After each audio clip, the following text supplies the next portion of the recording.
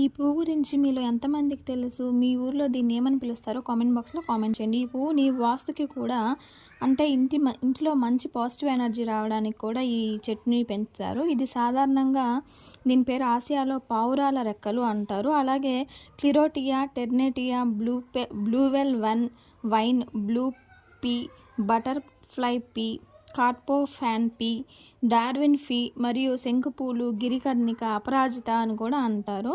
విష్ణుకాంత, శ్వేత, మహాశ్వేత, పైసా ఖర్చు లేకుండా 100 రోగాలకు నయం చేసే వండర్ ఫ్లవర్ ఇదేనండి. ఇది సంపదకి, తెలివితేటలకి, ఆరోగ్యానికి, శని దోషాన్ని తొలగిస్తుంది. ఇది ఎండబెట్టిన పూలుగా, క్యాప్సల్స్గా మనకు ఆన్లైన్లో అందుబాటులో ఉంది. ఇది శారీ ప్రింట్ కలర్స్గా, అలాగే ఫుడ్ కలర్స్గా కూడా దీన్ని ఉపయోగిస్తున్నారు. మొత్తానికి నేను చెప్పవచ్చేది ఏంటంటే ఇది భగవంతునికి, భక్తునికి అనుసంధానమైంది ఈ అపరాజిత. ఫుల్ వీడియో కోసం వీడియోని క్లిక్ చేయండి.